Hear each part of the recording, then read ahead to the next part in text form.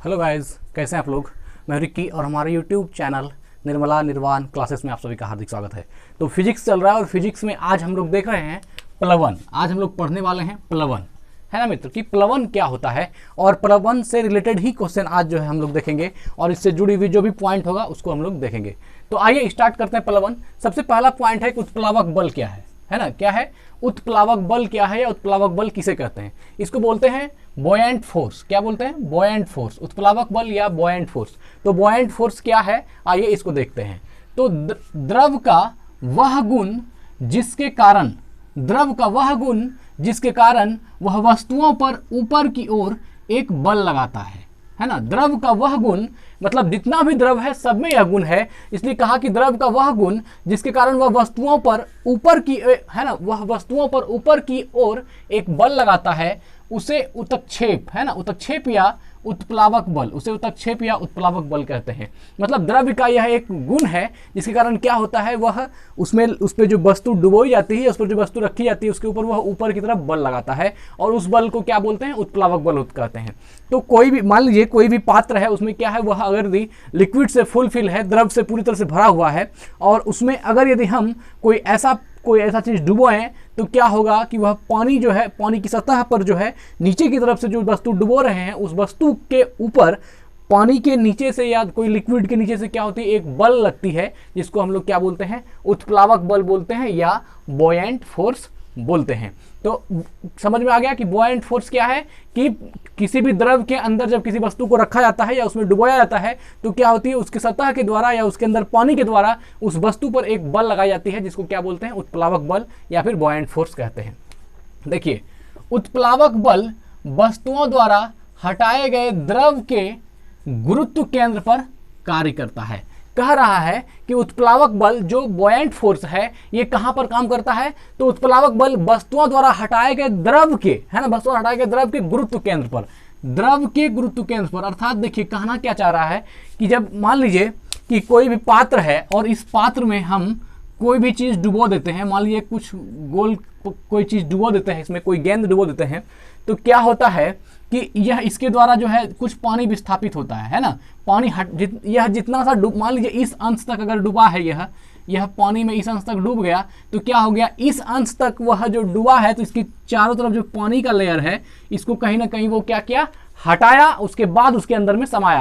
आधा ही डूबा हो तो आधा पानी को हटाया, वह अपने भार के बराबर पानी को हटाता है। तो वह कह रहा है कि उत्प्लावक बल वस्तुओं द्वारा हटाए गए द्रव के गुरुत्व केंद्र पर कार्य करता है। जो हटाया गया द्रव है उसके गुरुत्व पर, सेंटर ऑफ ग्रेविटी पर कार्य करता है, जिसे उत्प्लावन केंद्र, है ना, उसे क्या बोलते हैं? उत्प्लावन केंद्र अर्थात centre of buoyancy, centre of buoyancy कहते हैं कि जो गुरुत्व केंद्र पर कार्य करता है उसको क्या बोलते हैं? उत्प्लावन केंद्र या सेंटर ऑफ बॉयंसी कहते हैं। एक बार देख लेते हैं कि उत्प्लावक बल वस्तुओं द्वारा हटाए गए द्रव के गुरुत्व केंद्र पर कार्य करता है। उत्प्लावक बल वस्तुओं द्वारा हटाए गए द्रव के गुरुत्व केंद्र पर कार्य करता है, जिसे उत्प्लावन केंद्र अर्थात सेंटर ऑफ बॉयंसी भी कहते हैं।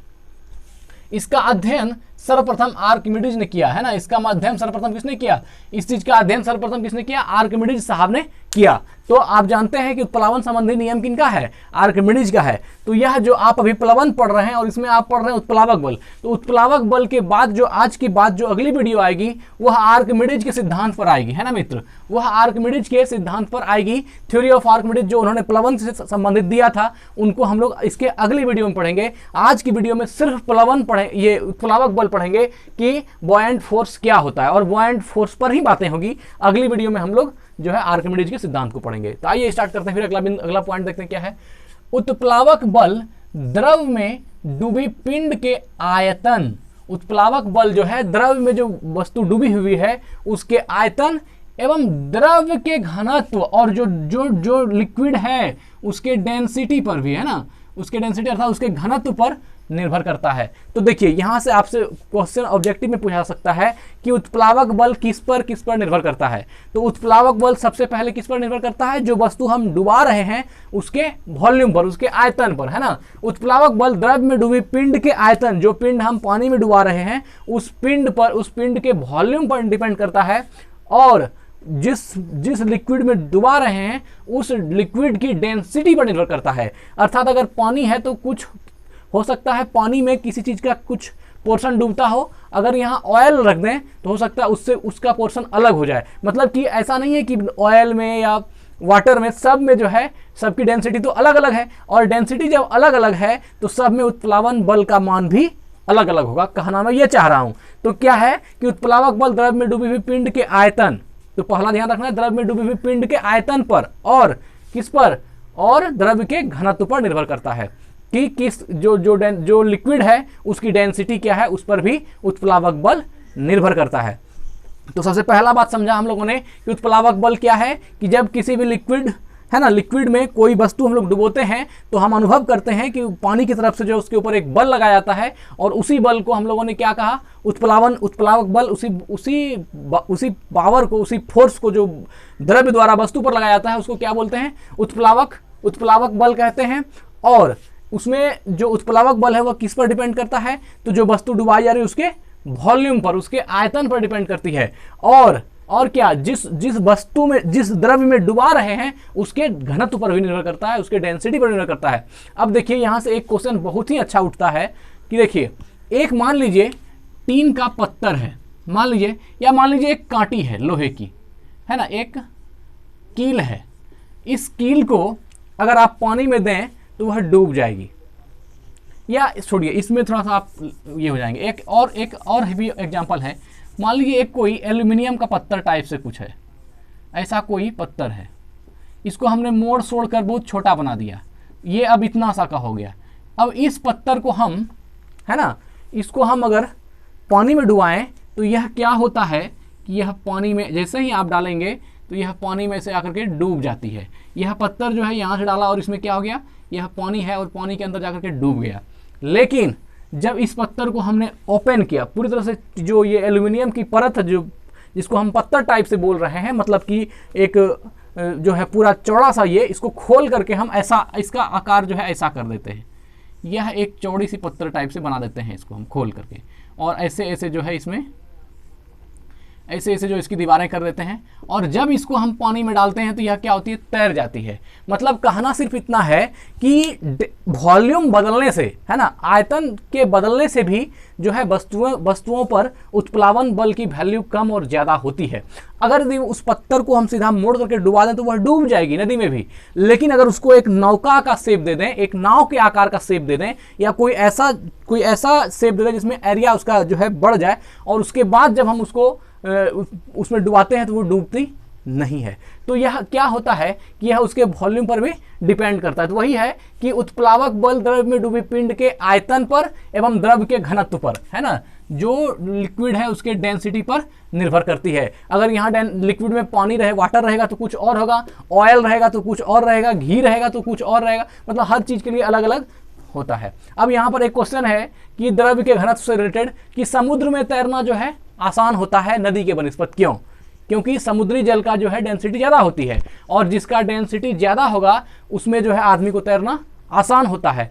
क्यों? क्योंकि जो वह इसलिए होता है, डेंसिटी ज़्यादा होने के कारण जो है आदमी का भार उस पर बहुत कम होता है, इसलिए वह ज़्यादा आसानी से तैर सकता है। और जब वेट कम हो जाएगा तो उसको, जैसे मान लीजिए पानी, आपका वजन 60 kg, अगर आप पानी में, नदी में डूबते हैं तो हो सकता है आप 60 kg के व्यक्ति हैं तो आपको अपना वजन जो है 20 किलो लगे या 30 किलो लग सकता है। लेकिन जब आप 60 kg के व्यक्ति समुद्री पानी में जाएंगे तो आपका वजन बेहद कम हो जाएगा, हो सकता है आपको 15 kg लगे। तो वहाँ पर तैरना क्या होगा, आसान होगा। क्योंकि यह क्या हो रहा है, तो यह डिपेंड हो रहा है किस पर, तो जो लिक्विड है उसके डेंसिटी पर, कि उसका घनत्व किस प्रकार है। अगर उसका घनत्व ज़्यादा होगा, कम होगा, तो उससे क्या होगी, उत्प्लावन बल पर भी असर करेगी। तो उत्प्लावन बल पर दो चीज़ें असर करती है, एक हो गया जो मटेरियल, जो वस्तु हम डुबा रहे हैं उसके वॉल्यूम पर अर्थात उसके आयतन पर, और दूसरा हो गया जिस चीज़ में डुबा रहे हैं, जिस लिक्विड में डुबा रहे हैं उसके डेंसिटी पर।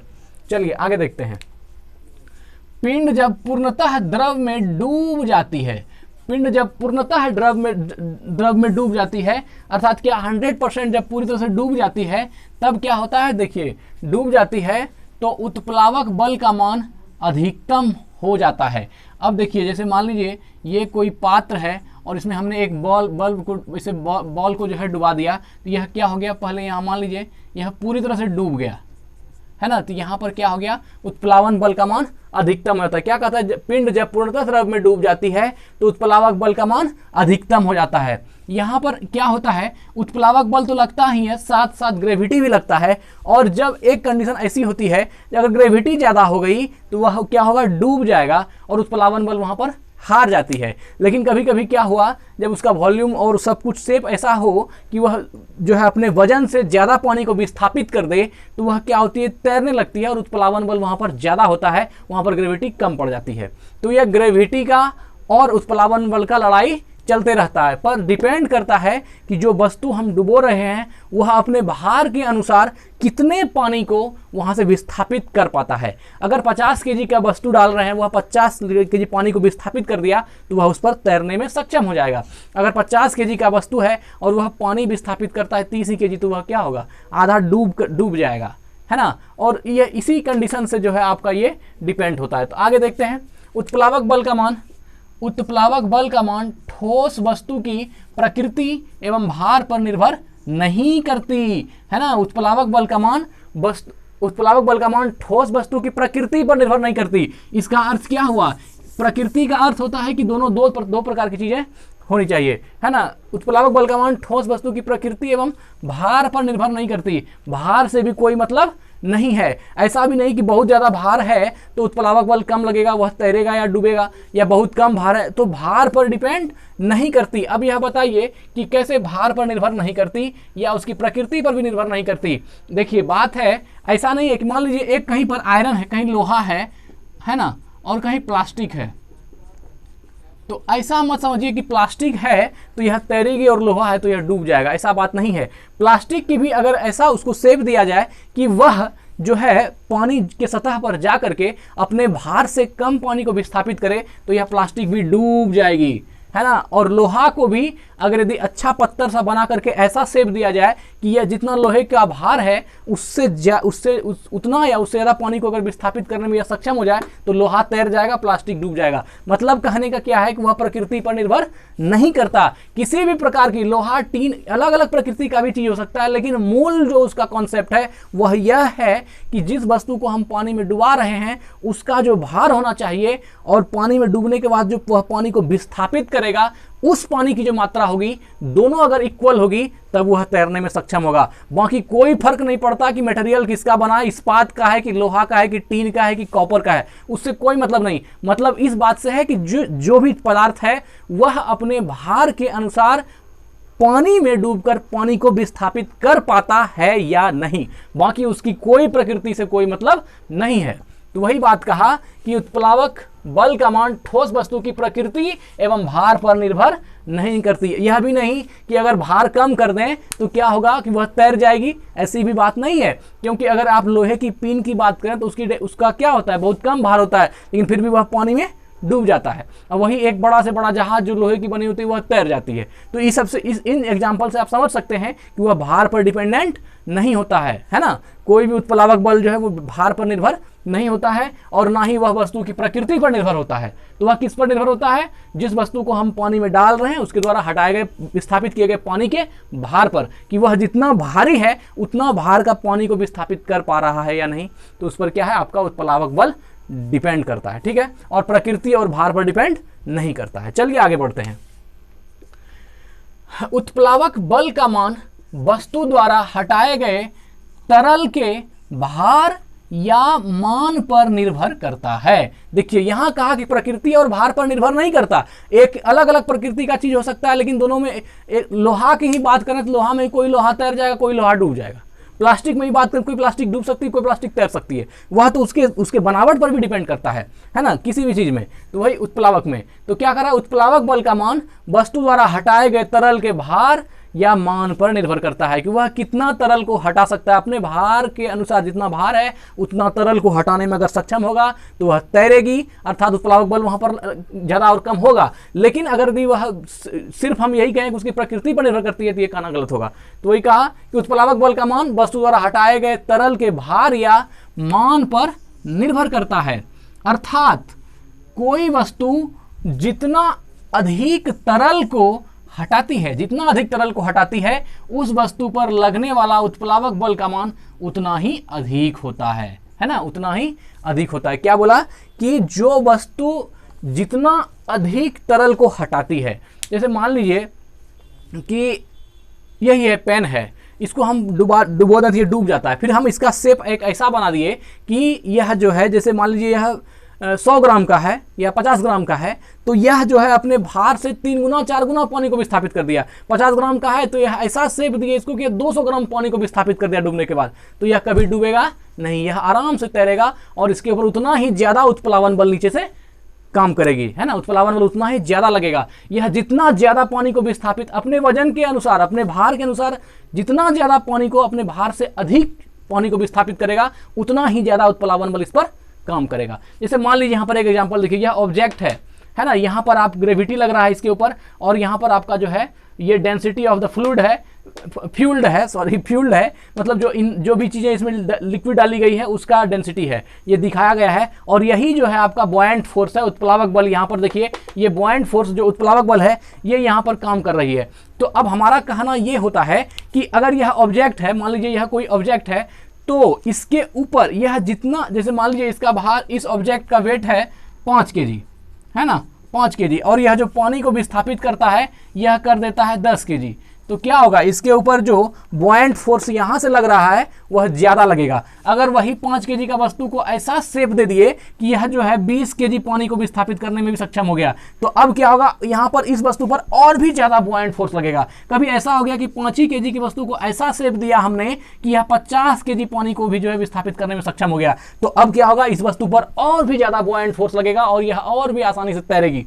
आप मान लीजिए ट्यूब का बात करते हैं, ट्यूब लेकर के हम लोग तैर जाते हैं, क्या होती है, ट्यूब जो है अपने भार से बहुत ही ज्यादा पानी को विस्थापित करने में सक्षम होता है। इसके कारण क्या होता है कि हम लोग 5, 6, 7 आदमी भी उस पर चढ़ जाते हैं तो भी वह डूबता नहीं है। तो नहीं डूबने का मूल कारण क्या है, तो वहां पर क्या है कि वह जो शेप उसका इस प्रकार है कि जितना उसका भार है उससे कई गुना ज्यादा पानी को विस्थापित करने में वह सक्षम है, इसलिए वह कभी भी डूबता नहीं है। और उससे क्या होती है कि हम लोग 8-10 आदमी चढ़ भी जाते हैं तो भी जो है उतना वेट होने के बावजूद भी वह डूबता नहीं है और कुछ लेवल तक पानी उसका आ जाता है। तो आगे देखेंगे अभी हम लोग।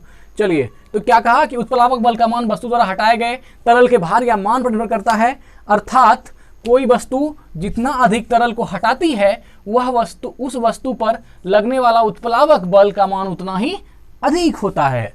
आगे देखते हैं, यही कारण है कि एक छोटे गुब्बारे को आप अपने हाथों से बल लगाकर डुबा सकते हैं। छोटा गुब्बारा है, आप उसको पकड़ के फोर्स करके डुबा दीजिएगा जबरदस्ती, है ना, डुबा सकते हैं, लेकिन बड़े गुब्बारे पर बैठकर भी आप तैर सकते हैं, लेकिन उसको डुबा नहीं सकते हैं। अगर बड़ा गुब्बारा होगा तो आप उस पर चढ़ भी जाइएगा तो वो डूबने वाला नहीं है, लेकिन छोटे गुब्बारे को क्या करते हैं, आप जोर फोर्स लगा करके भी डुबा देते हैं, लेकिन यह डूबता नहीं है। क्यों? क्योंकि बड़ा गुब्बारा के जब गुब्बारा बड़ा हो गया तो क्या हो गया, उसकी एरिया नीचे से जो है बढ़ गई और वह जो है ज्यादा से ज्यादा पानी को विस्थापित करने में सक्षम हो गया। अब क्या हो गया, आपके पावर से ज्यादा पावर जो है उस पर उत्प्लावक बल का ही हो गया, इसलिए उसको डुबाने में आप सक्षम नहीं हो पाएंगे। लेकिन जब छोटा गुब्बारा होता है तो वह अपने वेट के हिसाब से जो है उतना तो पानी को विस्थापित करता है, तो वह पानी पे तैरता है, लेकिन आपके हाथ में जो है उससे ज्यादा पावर रहता है, इसलिए आप जबरदस्ती डुबा देते हैं। लेकिन जब गुब्बारा बड़ा हो जाता है, क्योंकि छोटा गुब्बारा था तो छोटा एरिया, उसका उत्प्लावन छोटा था, इसलिए आपने उस पर लगा दिया।